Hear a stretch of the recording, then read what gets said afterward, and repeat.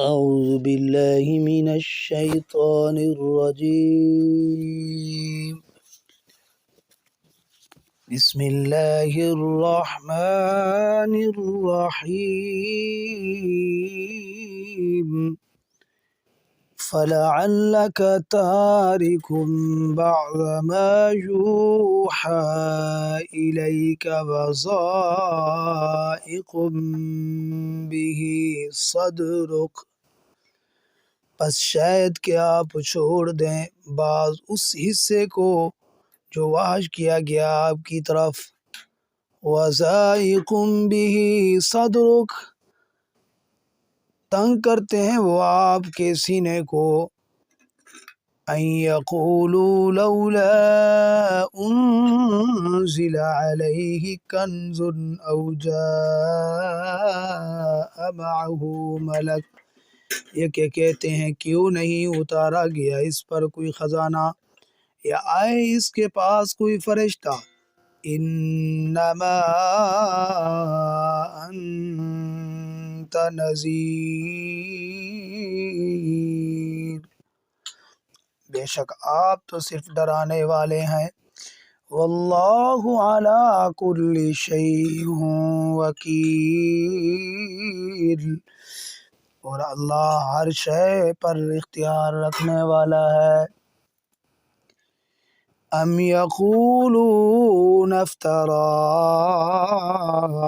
یا کافر لوگ کہتے ہیں کہ اس قرآن کو گڑھ لیا ہے آپ نے۔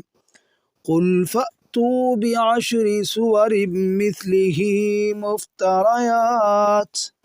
محبوب فرما دیجئے پس لاؤ اس کی مثل 10 صورتیں مفتریات گھڑی ہوئی۔ وَادْعُوا مَنِ اسْتَطَعْتُم مِّن دُونِ اللَّهِ، اور بلا لو جو تم اللہ کے علاوہ جن کو تم پوجتے ہو، جن کی تم پوجا کرتے ہو، ان کنتم صادقین، اگر تم سچے ہو۔ فَإِن لَّمْ يَسْتَجِيبُوا لَكُمْ فَاعْلَمُوا أَنَّمَا أُنزِلَ بِعِلْمِ اللَّهِ، پس اگر نہ جواب دے سکیں، پس اگر نہ قبول کریں تمہارے چیلنج کو، پس جان لو سوائے اس کے نہیں نازل کیا گیا یہ اللہ کے علم کے ساتھ۔ وَأَن لَّا إِلَٰهَ إِلَّا هُوَ، نہیں ہے کوئی معبود مگر اللہ ہے۔ فَهَلْ أَنتُم مُّسْلِمُونَ، پس اب تو تم مسلمان ہو جاؤ۔ حاضرین و ناظرین، ان آیات مبارکہ کے اندر اللہ جل شانہ نے مشرکین مکہ کی ذہنی ایذا رسائیوں کا تذکرہ فرمایا ہے۔ جب اللہ کے پاک پیغمبر صلی اللہ علیہ وسلم کفار مکہ کو قرآن سناتے اور قرآنی عقائد کی تبلیغ فرماتے تو کفار مکہ معاذ اللہ کبھی تو قرآن کو سحر کہتے اور کبھی رسول اللہ صلی اللہ علیہ وسلم پر ساحر ہونے کا الزام لگاتے، کبھی یوں کہتے کہ اس قرآن میں ہمارے بتوں کی تردید آئی ہے، ہم اس پر ایمان نہیں لاتے، اور اس طرح کی فرمائش کرتے آپ کوئی دوسرا قرآن لے آئیں یا اس میں ترمیم کریں، رد و بدل کریں، اور پھر ہم جو ہے ایمان لے آئیں گے۔ اور جتنا بھی آپ شرک اور بت پرستی کی تردید فرماتے ہیں، مشرکین اس پر غیظ و غضب ہوتے اور طرح طرح کی باتیں کرتے اللہ کے پاک پیغمبر صلی اللہ علیہ وسلم کو۔ اللہ کے پاک پیغمبر صلی اللہ علیہ وسلم جب ان کی باتیں سن کر مایوس ہو جاتے، پریشان ہوتے، اللہ رب العزت فرماتے محبوب آپ پریشان نہ ہوں، آپ ان کی باتوں پر بالکل توجہ نہ دیں، اور یہ مختلف قسم کے ہیلے بہانے کرتے رہتے ہیں، جیسا کہ قرآن پاک کی اس پہلی آیت مبارکہ کے اندر اللہ جل شانہ نے ان لوگوں کا تذکرہ فرمایا۔ کبھی تو یہ کہتے ہیں لولا انزل علیہم کنز، کہ اگر آپ اللہ کے سچے پیغمبر ہیں تو پھر آپ پر کوئی خزانہ اللہ کی طرف سے کیوں نہیں آتا؟ یعنی ان کی عقل اور سوچ میں یوں ہوتا کہ نبی وہ ہوتا ہے جس کے پاس مال دولت ہو، نوکر چاکر ہوں اور اس طرح کا ماحول ہو تو وہ نبی ہوتا ہے، یا یوں کہتے کوئی آپ کے ساتھ فرشتہ آتا اور فرشتہ آ کے یہ دعوت چلاتا کہ لوگوں یہ اللہ کا سچا پیغمبر ہے اور اس کی بات کو مان لو، اس طرح کی وہ لوگ باتیں کرتے۔ تو اللہ تعالیٰ نے کیا فرمایا؟ فرمایا انما انت نذیر، محبوب آپ کے ذمے تو صرف ڈرانا ہے، آپ کے ذمے تو تبلیغ ہے، آپ نے ان لوگوں کو صرف اللہ کی وحدانیت کا سبق دینا ہے۔ فرمایا کہ میں اللہ کی طرف سے بھیجا ہوا پیغمبر ہوں اور اللہ کی طرف سے یہ کلام لایا ہوں۔ جب وہ لوگ یوں کہتے ہیں ام یقولون افطرا، یہ اللہ کا لکھا ہوا یا اللہ کا بھیجا ہوا کلام نہیں، بلکہ وہ کہتے کہ اس کو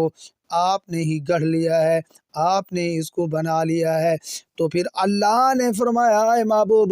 آپ بھی پھر ان کو چیلنج دے دیجئے، اگر وہ لوگ اس طرح کی باتیں کرتے ہیں آپ بھی کہہ دیجئے قل فأتوا بعشر سور مثلہ، اگر یہ لوگ آپ کو اس طرح کی باتیں کرتے ہیں کہ آپ نے اس قرآن کو گڑھ لیا ہے، آپ نے بنایا ہے، تو فرمایا تم بھی تو عربی دان ہو، فصیح اللسان ہو، عرب کے اندر رہنے والے ہو، پھر فرمایا اس جیسا تم بھی 10 صورتیں لے کے آؤ، اس جیسا قرآن تم بھی لے کر آؤ کہ اگر میں نے اس کو لکھا ہے تو انسان کا مقابلہ کر سکتا ہے، اس جیسا قرآن لے آؤ، اس جیسی 10 صورتیں لے آؤ گڑی ہوئی۔ وَادْعُوا مَنِ اسْتَطَعْتُم مِّن دُونِ اللَّهِ، اللہ نے اتنی ڈھیل دے دی، فرمایا صرف تم نہیں، تم جن بتوں کو پکارتے ہو، جن معبودوں کو تم پکارتے ہو، اپنا مشکل کشا مانتے ہو، ان کو بھی ساتھ ملا لو کہ تم اس جیسی 10 صورتیں لے کر آؤ گڑی ہوئی، ان کنتم صادقین، اگر تم سچے ہو۔ لیکن فَإِن لَّمْ يَسْتَجِيبُوا لَكُمْ، کہاں سے وہ لے آتے؟ اللہ نے پھر مشرکین عرب کو اس طرح،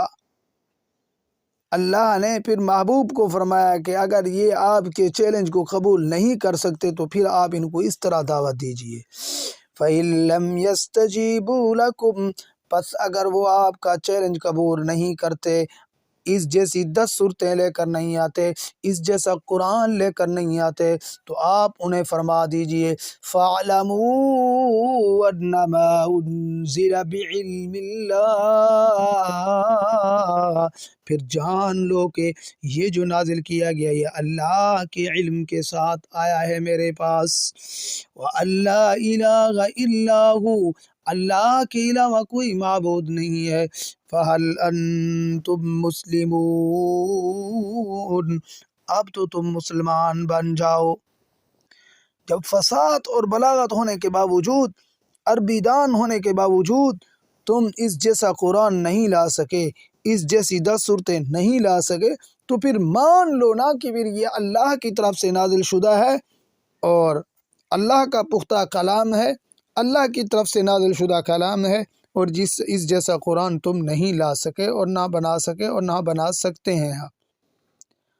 تو پھر کیا فرمایا فَهَلْ أَنْتُمْ مُسْلِمُونَ، اب تو تم مسلمان ہو جاؤ۔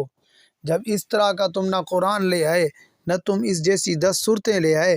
تو پھر لا محالہ ماننا پڑے گا تمہیں کہ یہ اللہ کا کلام ہے اور